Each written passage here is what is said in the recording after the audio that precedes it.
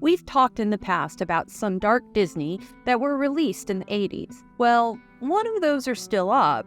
I'm still bitter about Dragon Slayer. Don't talk to me about Dragon Slayer. And while many think that that run of dark Disney fare ended in the early 80s, that's not quite the case.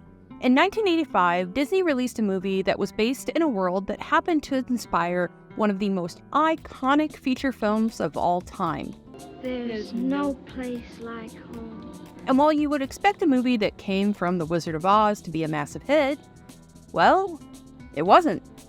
What it was, though, was fantasy nightmare fuel for any kids, like myself, who discovered it. Return to Oz would go down as one of those films that, over the years, would find the love that it didn't get when it hit big screens in the summer of '85, which would see it competing with Back to the Future and Cocoon. Are you telling me that you built a time machine?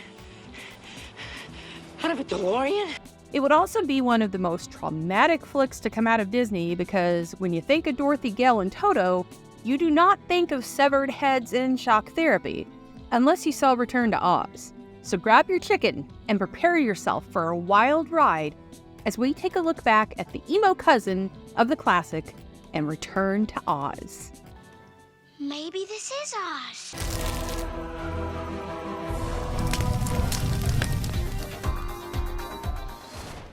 Remember how we spoke? Not to talk about Oz. The idea of Return to Oz had been gestating since 1980 and began with a meeting between director and co-writer Walter Murch and Walt Disney Productions. It turned out, much like today as it does with quite a number of things, that Disney owned the rights to the Oz series. This didn't mean it owned the film Wizard of Oz, that still belonged to MGM. But the books were something they could work with, and the characters from those books. This is why nearly 30 years later, Disney and Sam Raimi would work together on Oz the Great and Powerful before reteaming for Multiverse of Madness. Murch came from the realm of editing and sound work, but he also co-wrote the film THX 1138 with George Lucas.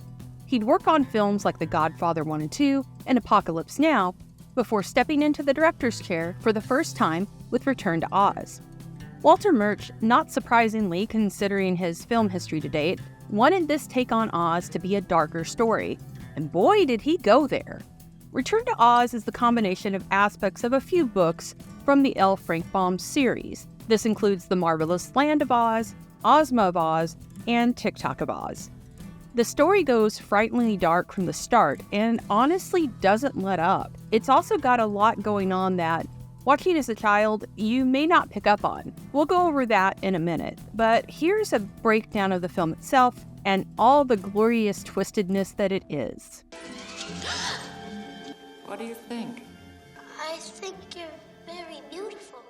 It's almost the new century in 1899. Aunt Em and Uncle Henry aren't doing so well after the tornado and storm that destroyed most of their farm. There's also the issue that Dorothy won't let go of her belief in a land called Oz. Oz?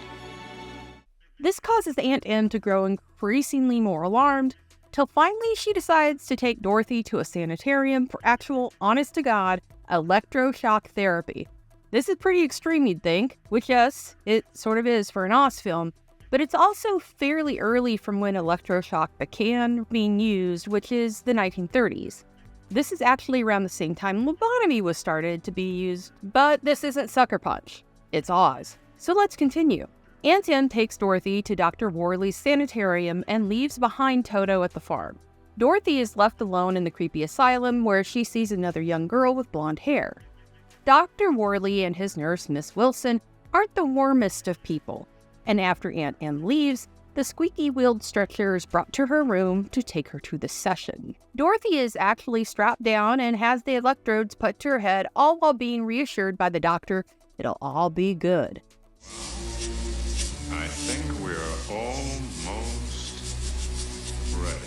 Mind you, this is Dorothy, and it's a kid's movie, and we're going into the domain of One Flew Over the Frickin' Cuckoo's Nest.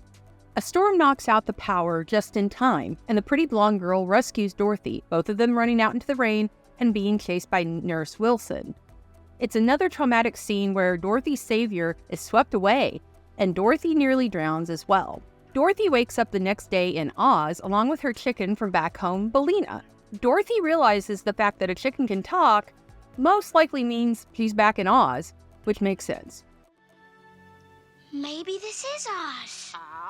Before we continue with our video, here's a reminder to click the Store tab on any of our JoBlo channels and browse our collection of the latest and freshest designs in our merch store. Go get you some.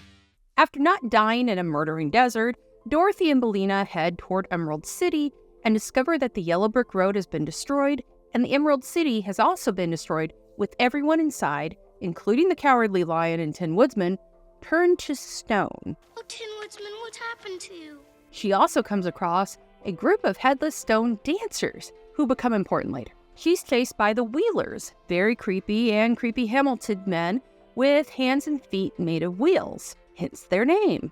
Dorothy hides from them and discovers a very steampunk-esque mechanical man named Tick-Tock. Pleased to meet you. I am Tick-Tock, the Royal Army of Oz. No, not that one.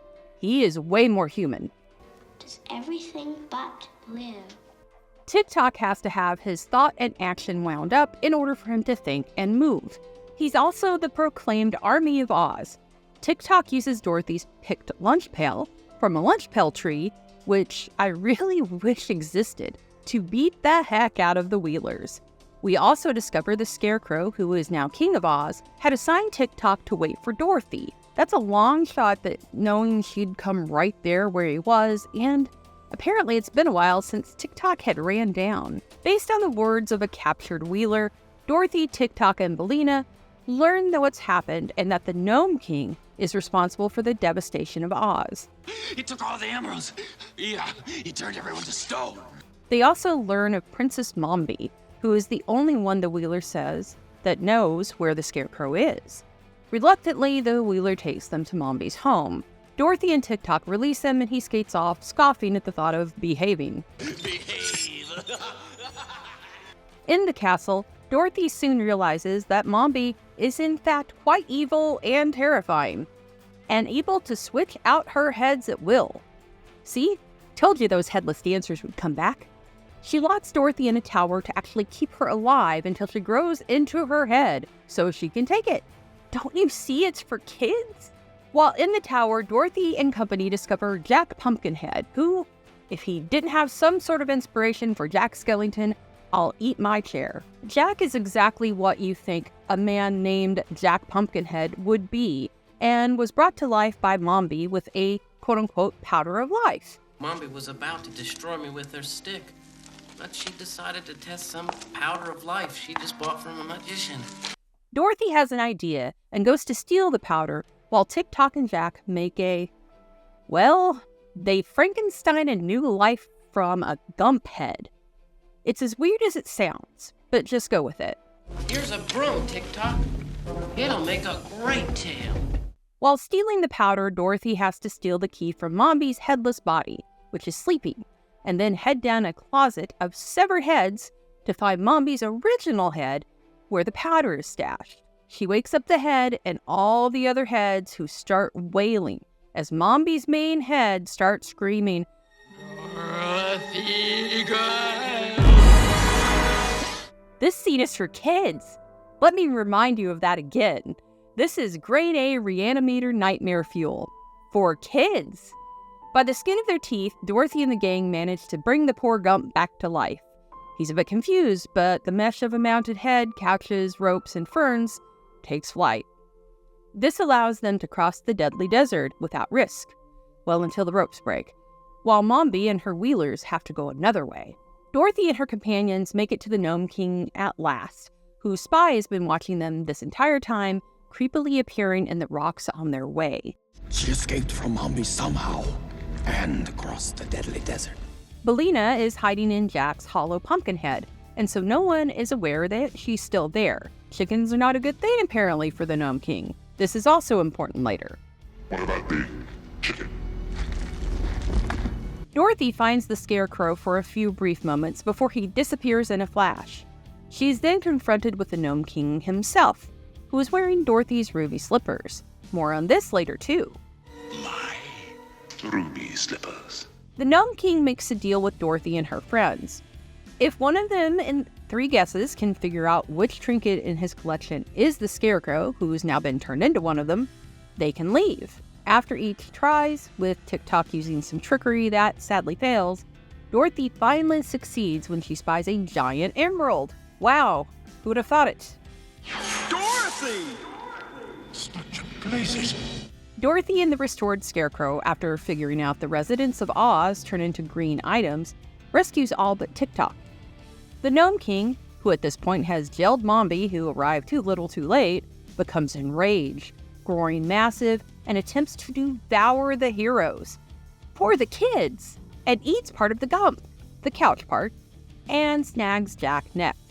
Jack peers down into the fiery gullet of the Gnome King, and that's when Bellina finally lays her egg, which rolls down the monstrous king's throat. It turns out that all of that fear of chickens is valid, as eggs are apparently poison for the Gnome King. Egg allergies are a real thing, you know? The Gnome King and his castle go to pieces. Dorothy thinks fast and grabs her ruby slippers, finally putting them on and wishing everything back to the way it was. As for the Emerald City and all the people in it, to be restored to life. The dancers get their heads back. Mombi drops Bex to them and still in her cage. The Cowardly Lion and the Tin Woodsman are back to life. But where's TikTok? And that's when we see a little green medal still attached to the Gump's antler.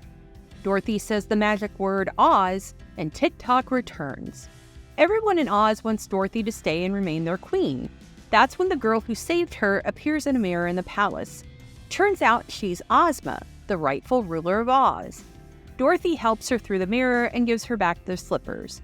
Ozma wishes Dorothy back, as is her wont. On one condition. I will look in on you from time to time. For some reason, the quick acceptance of sending her off to be shock therapied and institutionalized after going through a tornado would make me tell Aunt Em, peace out, biznatch. Bellina stays behind because she has sense and thinks Kansas is boring. Dorothy wakes in the dirt, with Toto finding her, followed by Uncle Henry. Aunt Em does not apologize at all, but does share the news that the doctor died trying to save his machines in the fire the thunderstorm started. Dorothy sees the now very familiar Nurse Wilson, being carted off in a police buggy, which isn't explained either. What exactly was going on in that place? The film ends with Uncle Henry rebuilding their home and Dorothy seeing Ozma and Bellina in her room's mirror. Before disappearing from view, Ozma gestures to keep quiet about what she sees and knows. Em, come and look.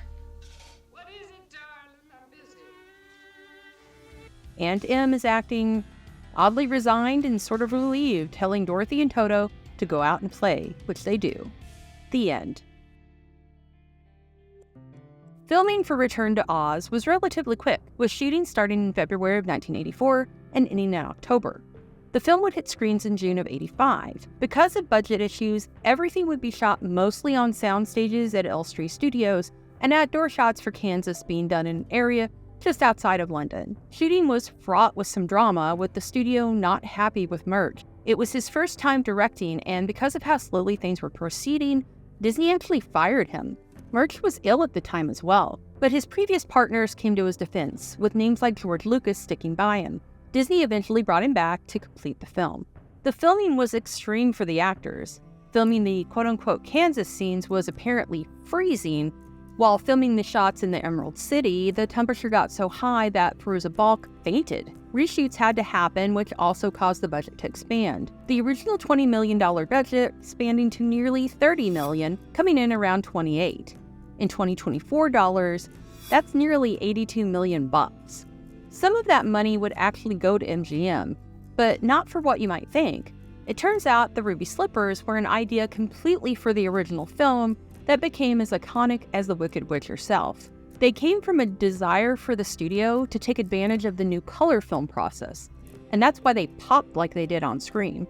To use the iconic shoes, MGM got paid for the intellectual property. They're very powerful. Casting of the film was really well done, but honestly, there's not a lot of flesh and blood characters on the screen. Fairuza Balk won the role of Dorothy after a long audition process, It was her first major film role, and she was taking on an iconic character and a lead. Balk did well as Dorothy, and while she stated she wanted to not copy Judy Garland, there are moments I hear her voice take on Garland's mannerisms. Elena, this is our old house. The one the tornado blew away. It just adds to it, honestly. Balk's career would be tied to witches, both good and evil, over the years, thanks to her turn in The Worst Witch, Tim Curry forever, baby, and The Craft, where she created her own iconic character in the form of Nancy Downs. Piper Laurie was Aunt Em, and who I'm still in awe of her decision to having her niece's head fried. Laurie, though, came from having played one of the most memorable bad mothers in cinema as Margaret White in Carrie. I didn't sin, Mama. Say it. I didn't sin, Mama. The person was in the course. And she followed that up with a role in a movie called Ruby, where her daughter gets possessed by the spirit of her dead boyfriend. It's complicated, but awesome. Either way, Piper Laurie was a legendary figure, even though she's not on screen for very long in the film. She was joined by Matt Clark, a familiar character actor with a long history of westerns and simply a ton of films through the 70s and 80s. The villains of the piece were played by two actors, both as their equivalent in the real world and in Oz. Nicole Williamson is a familiar name to fantasizing about fantasy films fans after his scene-stealing turn in Excalibur as Merlin. Remember it always, for you are joined by it. You are one. He would play Dr. Worley and the Gnome King. Jean Marsh would play Nurse Wilson and Mombi, and by God, she is my favorite thing in this whole movie. She just goes for it, and it is terrifying. Also, she would be familiar to you as well, as she followed this up with her turn as another evil sorceress in Willow as Queen Bab Morda. Bring back that child. Another part where she'd give nightmares to many Gen Xers. Ozma would be played by Emma Ridley. Ridley would also be the young girl in the hospital who helps Dorothy escape. Murch actually had her voice dubbed to ensure she sounded American by his own daughter, as Ridley was British. Help me step through the glass, Dorothy. The rest of the cast are also some fantastic talents, but not flesh and blood, except for the team who played the creepy Wheelers, who we do see on screen. I'm still in awe of this group and how they moved and looked. These designs are amazing, but the amount of skill and talent to pull off the movement is stunning. And yes, we do see a familiar face in the orderlies who are helping at the sanitarium. This would be the lead Wheeler, Pons Mar. TikTok was actually Michael Sundin, literally upside down in the suit when he was walking, and voiced by Sean Barrett. Think about this though, upside down in that suit and walking on your hands. Jack Pumpkinhead was, for the body, Stuart LaRange, but was voiced and had his animatronic head operated by Brian Henson. The Gump was voiced by Lyle Conway, and the Scarecrow was Justin Case. Deep Roy would even appear as the Tin Man, who doesn't actually talk. When it was released, Return to Oz lost the fight at the box office fairly quickly. As said, that year saw some big pictures release at the same time, and this film got lost in the shuffle fast. Also, there was the fallout at being seen as a "how dare you try to recreate a classic film," which actually wasn't what was being done at all. You'd be shocked to discover how many people don't know there is a series of Oz books, and that's what was being referenced here, even down to how the original characters like the Tin Woodsman and the Scarecrow were designed. When it was over, Return to Oz didn't even garner half its budget back, only making a little over $11 million. I was 10 years old when this came out, and I barely remember seeing any sort of advertising for it. It lends me to believe that Disney didn't know what to do with this dark little film, and it is dark. Why do you have to tie me down? So that you don't fall off. Before we continue with our video, here's a reminder to click the Store tab on any of our JoBlo channels and browse our collection of the latest and freshest designs in our merch store. Go get you some. Returning back to Return to Oz, I realized things that make you start wondering, what is really going on with Dorothy? Is she maybe crazy? Is she imagining this world? Are these characters within Oz actually dead? Yeah, my brain went there because, well, I'll explain. 3 theories. Theory number 1. Dorothy is crazy and has brain damage. She went through a tornado and could have been hurt during this, where it caused her to not have a clear grasp on reality anymore. Would you like to go for a ride, Dorothy? The reason I think about this is the crossover between Oz and the people in the real world, like the doctor and his nurse. The Wheelers are the representation of the orderlies in the screech of the gurney they are coming to take her away. They actually have two faces themselves. Dorothy sees Ozma in the real world, and it could just be another version of herself. This happens in a way with Ozma coming through the mirror when Dorothy should be reflected there. Ozma in the real world disappears. Again, this could be Dorothy's imagination, and she's lying in the floor of a forest in the elements and goes back into her mind to not realize how bad the world is. This is why Aunt Em is so readily accepting of Dorothy coming back. The girl is just going to be this way. Theory number 2, Oz is real. Maybe this is Oz. Oz? I mean, that's a pretty straight up theory. It's all real. Theory number 3, the people in Oz are dead, and it's sort of a paradise heaven. Ozma in the real world apparently drowned saving Dorothy. Dr. Worley died going back for his machines. The Gump was obviously already dead. The Scarecrow was never actually alive. Mombi is a headless woman with a number of heads from women she has stolen from. Last I checked, decapitation was fatal. Then there's the fact that the 2 times Dorothy has gone to Oz, she's been at risk of dying herself. Being caught in a tornado and nearly dying, this time she's slowly fading from exposure. The people of Oz are trying to get her to stay in their paradise of a world as their queen, but for some reason, Dorothy chooses to go back to the real world, because at that point, she's been found and stirs back to consciousness. See? Told you it was dark. Then there's the whole part about the Gnome King being made of rocks and earth, the very thing that surrounds you when you are buried. Poor Dorothy Gale from Kansas. Return to Oz, much like the other fantasy films made for the kids back in the 80s, has a lot of depth that may be missed on first viewing and probably not something caught by kids, at least consciously. And I love that sort of thing, because it will grasp adults who watch it and will stick around in the minds of the kids who viewed it, along with that healthy dose of terror. I cannot overstate Mombi. And that's proven in the fact that Return to Oz has accumulated a sort of cult fan base over the decades. Gen X has kept it alive or rediscovered it, and so has a younger generation who appreciates what the film was trying to do.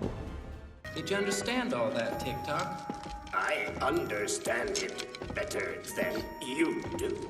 There were collectibles released at the time the film came out, but they are super rare, and there were book tie-ins and even collectible cups. These days, you can actually find 3D printed figures of the characters for sale on Etsy. We kids of the 80s loved our darker takes from Disney, and Return to Oz deserves a place in that twisted tower of dark Disney right alongside Something Wicked This Way Comes, Watcher in the Woods, and The Black Hole. Return to Oz deserves a return trip for certain, and you can do that right now on Disney+. And if you ever wish to return to Oz, I will make it so.